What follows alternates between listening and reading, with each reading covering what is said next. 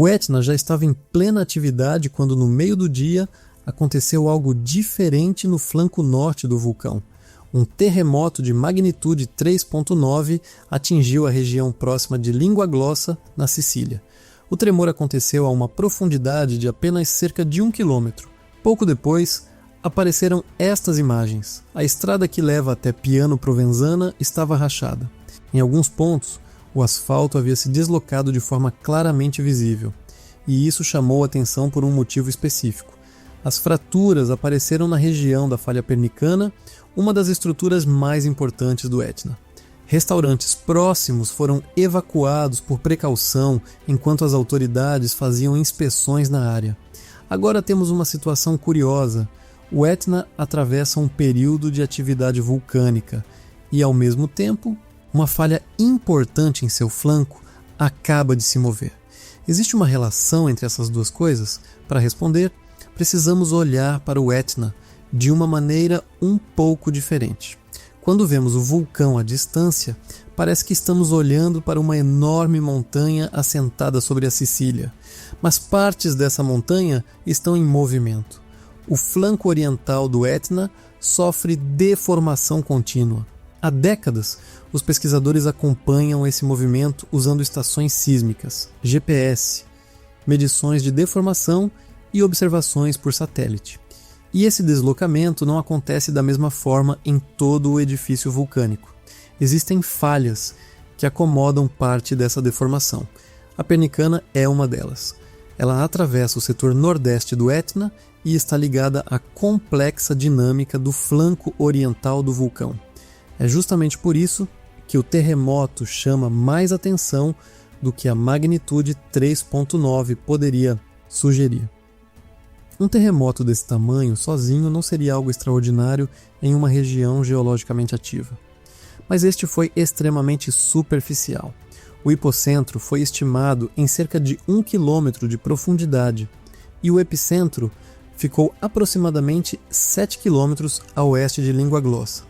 Quando a ruptura acontece tão perto da superfície, as ondas sísmicas percorrem uma distância muito pequena antes de chegar ao terreno acima. Por isso, mesmo um terremoto moderado pode produzir uma sacudida bastante perceptível perto do epicentro. Só que neste caso, não estamos falando apenas da sacudida. O movimento deixou sinais visíveis na estrada. A Proteção Civil iniciou verificações na região e alguns estabelecimentos foram evacuados preventivamente. Nos primeiros levantamentos divulgados, não havia indicação de danos a pessoas ou edifícios. E aqui precisamos fazer uma distinção importante. As rachaduras não significam que magma esteja abrindo caminho através daquela estrada. Não há evidência de lava emergindo em Piano Provenzana por causa desse terremoto. O que estamos vendo é deformação associada a uma região atravessada pela falha pernicana. Isso pode parecer um detalhe, mas muda completamente a interpretação das imagens. O Etna possui um sistema vulcânico extremamente ativo, porém também é cortado por estruturas tectônicas que respondem às tensões acumuladas no edifício, e algumas delas conseguem se mover de maneira bastante clara. Há precedentes. Um dos episódios mais conhecidos aconteceu em 2002. Naquele ano, o Etna atravessou uma crise eruptiva importante. Houve também terremotos rasos e deformação em diferentes setores do vulcão. A atividade sísmica chegou a produzir danos consideráveis em áreas próximas ao Etna. Um terremoto de magnitude 4.7 em outubro daquele ano teve hipocentros extremamente superficiais e produziu uma zona concentrada de danos. Documentos da Proteção Civil italiana registram também rupturas no terreno naquele episódio. A pernicana também apresentou deslocamentos superficiais durante aquele período. Estradas e outras estruturas que cruzavam a falha permitiram aos pesquisadores observar diretamente como o terreno havia se deslocado.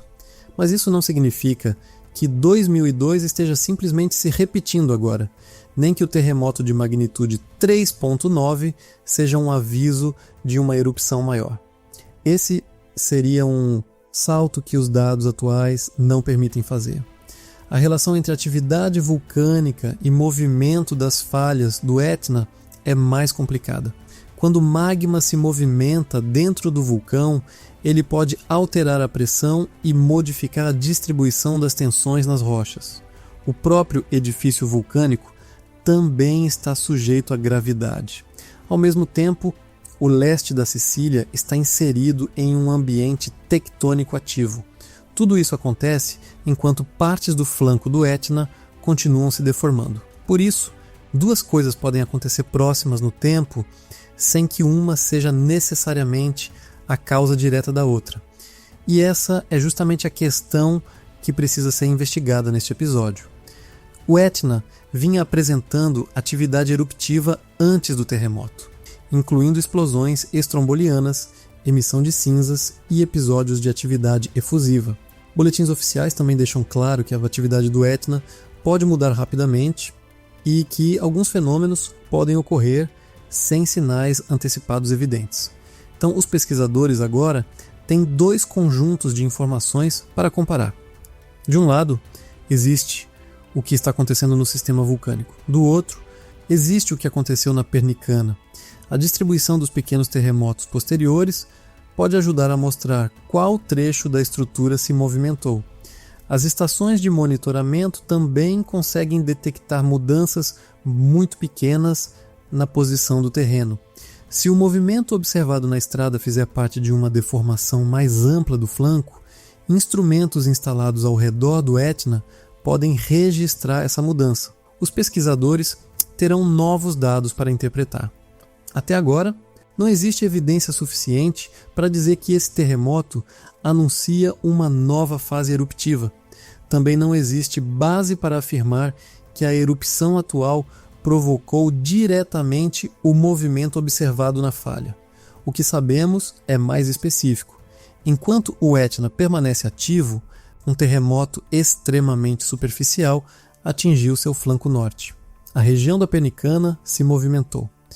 E esse movimento foi forte o bastante para deixar sua marca na estrada acima.